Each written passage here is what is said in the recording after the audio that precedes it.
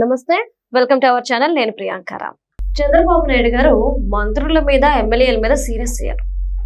ఎందుకు సీరియస్ అయ్యారు? అసలు అంతవరకు ఈ మంత్రులు కానీ ఎమ్మెల్యేలు కానీ ఎందుకు తెచ్చుకున్నారు అనేది తెలుసుకుందాం. ఎందుకంటే ఇదేమి మొదటిసారి కాదు చంద్రబాబు నాయుడు గారు సీరియస్ అవ్వడం. గతంలో కూడా కొన్ని వార్నింగ్స్ అనేవి ఇచ్చారు. మరి మళ్ళీ ఒకసారి చంద్రబాబు నాయుడు గారు రిపీట్ చేశారు అంటే దీని వెనుక పెద్ద కారణం ఉండే ఉంటుంది. మరి ఆ కారణం ఏంటో తెలుసుకుందాం. మనతో మాట్లాడడానికి సీనియర్ జర్నలిస్ట్ శేషరావు గారు ఉన్నారు, ఆయనతో మాట్లాడదాం. నమస్కారం సార్.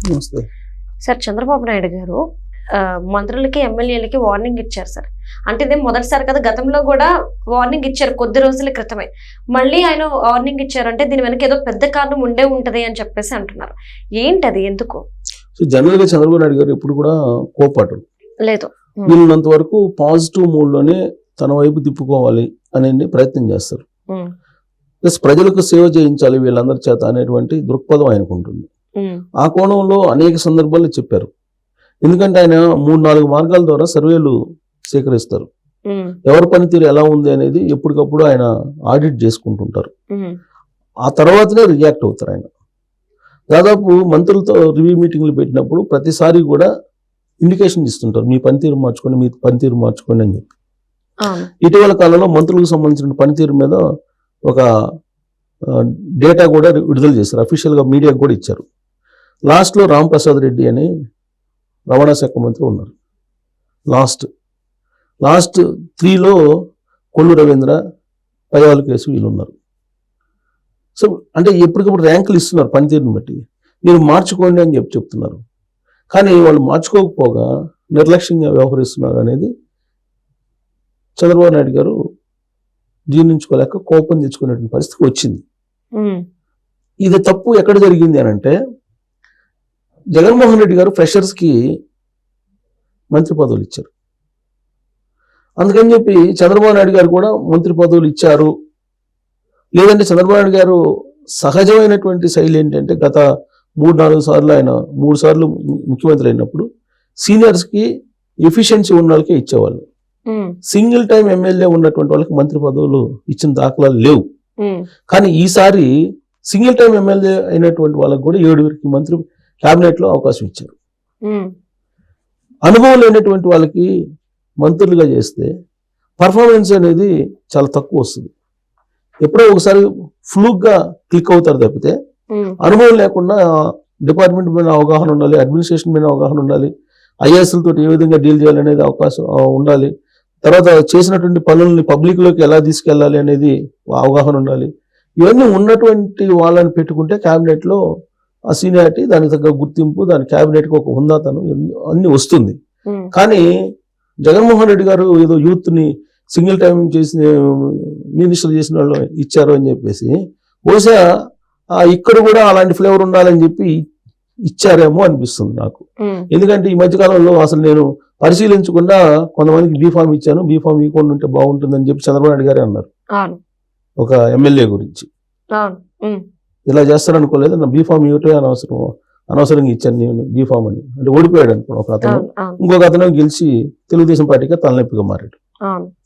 సో కాబట్టి క్యాబినెట్ లో కూడా ఇలాంటి తప్పులు జరిగి ఉంటాయి. ఆ తప్పుల కారణంగానే ఇప్పుడు పర్ఫార్మెన్స్ పూర్గా ఉందనేది ఒకటి వినిపిస్తుంది. దీన్ని రెక్టిఫై చేసుకోవాలంటే మళ్ళీ క్యాబినెట్ ప్రక్షాళన చేయాలి. సంక్రాంతి తర్వాత క్యాబినెట్ ప్రక్షాళన ఉండే అవకాశం ఉందని చెప్పి తెలుస్తుంది, పార్టీ వర్గాల్లో కూడా వినిపిస్తుంది. ఇదంతా ఒక ఎత్తు అయితే, చంద్రబాబు నాయుడు గారు సంక్షేమం, అభివృద్ధి వీటి రెంటిని స్పీడ్గా తీసుకెళ్తున్నారు. సంక్షేమం, అభివృద్ధి రెండింటిని. తర్వాత పారిశ్రామికీకరణ వీటన్నిటిని కూడా చేస్తున్నారు అభివృద్ధిలో భాగంగా. కానీ దీంతో కలిసి వచ్చేటువంటి అధికార యంత్రాంగం కొరవైంది. ఇప్పుడు అదే ఆయన ఐఏఎస్లకు కూడా ర్యాంకులు ఇచ్చారు. హరిజవహర్ లాల్ అని ఆయన టాప్ లో ఉన్నారు. ఆయన తప్ప మిగతా వాళ్ళు చాలా మంది చాలా ఫైల్ క్లియరెన్స్ కి చాలా టైం తీసుకుంటున్నారు అని లిస్ట్ వచ్చింది. సో కాబట్టి ఎన్ని ర్యాంకులు ఇచ్చి ఎంత స్క్రూటిన్ చేస్తున్నప్పటికీ కూడా చంద్రబాబు నాయుడు గారి వేవ్ లెంత్ కి, చంద్రబాబు నాయుడు గారి స్పీడ్ కి తగిన విధంగా పరిగెత్తేటువంటి మినిస్టర్స్ కానీ, పరిగెత్తేటువంటి ఐఏఎస్లు కానీ కొరతగా ఉంది ప్రజెంట్ చూస్తుంటే. అలాంటి వాళ్ళని ఏం చేయాలి? ఇంకా వాళ్ళని పరిగెత్తించే ప్రయత్నం చేస్తున్నారు చంద్రబాబు నాయుడు గారు. కానీ మధ్యలో అవగాహన రాహిత్యం కారణంగా కొన్ని దోమను పోయేటువంటి ఇష్యూస్ ను కూడా నెత్తిలేసుకుంటున్నారు. దాంతో తెలుగుదేశం పార్టీకి పార్టీ పరంగా కొంత నష్టం వాటిల్తుంది. ఉదాహరణకు మనకు ఇండిగో ఇష్యూలో ఏం జరిగింది, అది కేంద్ర ప్రభుత్వానికి సంబంధించిన ఇష్యూ. దాని మీద రాష్ట్రానికి సంబంధించిన అధికార ప్రతినిధి స్పందించాల్సిన అవసరం లేదు అసలు వాస్తవంగా. ఒకవేళ డిబేట్స్ లో పార్టిసిపేట్ చేసినప్పటికీ కూడా అధిష్టానం నుంచి ఒక డైరెక్షన్ లేనప్పుడు నువ్వు టెక్నిక్ గా ఏం చేయాలి, అది కేంద్ర ప్రభుత్వ పరిధిలోది అని చెప్పి మీరు దాన్ని దాటేయాలి. అంతే తప్ప నువ్వు తెలుగుదేశం పార్టీకి అధికార ప్రతినిధి అయినప్పుడు పార్టీ స్టాండ్ చెప్తే ఆ పార్టీ స్టాండ్ అని నువ్వు చెప్పాలి. నీ ఓన్ స్టాండ్ అని చెప్పకూడదు కదా, పార్టీ లైన్ తీసుకోవాలి. పార్టీ ఏమని చెప్పిందా, రిపబ్లిక్ టీవీకి వెళ్ళి నువ్వు ఈ విమానయాన శాఖ గురించి మాట్లాడమని చెప్పిందా? చెప్పలేదు కదా. కేంద్రంలో జరిగేటువంటి ఇష్యూస్ మీద మనం మాట్లాడాల్సిన అవసరం లేదు వాస్తవంగా ఇక్కడ తెలుగుదేశం పార్టీ వాళ్ళు, రాష్ట్రానికి సంబంధించిన పరిధిలో ఉండేటువంటి వాళ్ళు. కానీ మాట్లాడారు. సరే, మాట్లాడిన దాన్ని సక్రమంగా మాట్లాడారంటే వివాదాస్పదం అయింది. అందుకే చంద్రబాబు నాయుడు గారు రివ్యూ మీటింగ్ లో ఈ అధికారులతో లీడర్స్ తోటి రివ్యూ మీటింగ్ పెట్టినప్పుడు మీరు అన్నీ నేనే మాట్లాడాల్సి వస్తుంది, మీరు అవగాహన పెంచుకుని మీరు మాట్లాడాలి, ప్రతిదీ నేనే మాట్లాడేదా అని చెప్పి మినిస్టర్లకు కూడా చురకలండిచ్చారు. రాష్ట్రంలో జరుగుతున్నటువంటి పరిపాలన గురించి కూడా ప్రజలకి మీరు చెప్పాలి కదా, మీరు ఎందుకు చెప్పలేకపోతున్నారు? పోనీ వైఎస్ఆర్ కాంగ్రెస్ పార్టీ వాళ్ళు లేదంటే ఇంకొకళ్ళు విమర్శలు చేసినప్పుడు మినిస్టర్లు కానీ అనుభవం ఉన్నటువంటి లీడర్లు కానీ ఎందుకు ముందుకు రావట్లేదు? మీరు ముందుకు వచ్చి రియాక్ట్ కావాలి కదా ఇమీడియట్ గా, మీరు ఎందుకు రియాక్ట్ కావట్లేదు అని చెప్పి ఆయన కొంచెం చురకలండిచ్చారు, కొంచెం బాధపడ్డారు. ఆయన అన్నీ నేనేనా, నేను తప్ప మీ పార్టీలో ఎవరు లేరా, ఇంతమంది పార్టీలో ఉన్నారు కదా, మీరు ఎందుకు మాట్లాడలేదు సీనియర్స్ అని చెప్పి. సీనియర్స్ ఏంటి, ఇప్పుడు క్యాబినెట్ లో 7 మందికి జూనియర్స్ కి పదవులు ఇచ్చారు కాబట్టి ఇలానే ఉంది అని చెప్పి వాళ్ళు అంటారు. ఈ జూనియర్స్ ఏమో సీనియర్స్ కి రెస్పెక్ట్ ఇవ్వనటువంటి వాళ్ళు కొంతమంది ఉన్నారు. వీళ్ళ కోఆర్డినేషన్ అనేది కొంత ఇబ్బందికరమైన పరిస్థితులు ఉన్నాయి. అనుభవం లేనటువంటి వాళ్ళు క్యాబినెట్ తీసుకున్నందువల్ల ఈ సిచ్యువేషన్స్ వస్తున్నాయని.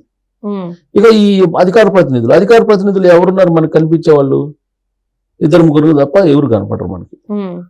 ఆ 2-3 అన్నిటికి వచ్చి మాట్లాడుతుంటారు. వాళ్ళలో ఇప్పుడు దీపక్ రెడ్డి గారు వచ్చి మాట్లాడితే ఇప్పుడు అది ఇష్యూ అయి కూర్చుంది. ఎందుకు కూర్చుంది? మేము బహిష్కరిస్తామని చెప్పానంట రిపబ్లిక్ టీవీని. ఎవరు చెప్పారు రిపబ్లిక్ టీవీని బహిష్కరిస్తామని? పార్టీ ఏమైనా స్టాండ్ తీసుకుందా? పార్టీ నిర్ణయమా? కాదు కదా. ఆ మాట అనడంతో అటువైపు నుంచి జర్నలిస్ట్ ఏం చేశాడు, టీడీపీ ఖాళీ చేరి పెట్టి ఆయన ఇష్యూని రైజ్ చేశాడు. అది పార్టీకి రాజకీయంగా కొంత ఇబ్బందికరమైన పరిస్థితి. సో కాబట్టి ఆయన చంద్రబాబు నాయుడు గారు ఏం చెప్పారంటే, ప్రతిపక్షంలో ఉన్నప్పుడు మాట్లాడకపోవడం ఎంత తప్పు, ప్రతిపక్షంలో ఉన్నప్పుడు అధికార పక్షంలో ఉన్నప్పుడు అవగాహన లేకుండా మాట్లాడడం కూడా అంతే తప్పు. అవగాహన పెంచుకొని మాట్లాడాలి, స్టడీ చేయాలి. అందుకే ఇక నుంచి 2 మినిస్టర్స్ని అలాగే 2 సీనియర్ లీడర్స్ని అప్పచెబుతున్నాను ఈ డ్యూటీ మొత్తాన్ని. ఏ పార్టీ స్టాండ్ ఏంది, ఎలా మాట్లాడాలి అనేది ఇక నుంచి వాళ్ళు ఇచ్చేటువంటి డైరెక్షన్లోనే మీరు మాట్లాడండి అని చెప్పి ఆయన చెప్పారు. అంటే ఆ స్థాయికి వెళ్ళిపోయారంటే ఎంత ఆయనకి డిస్టర్బెన్స్ ఉంది అనేది మనకు అర్థమవుతుంది. Okay, right. Thank you so much.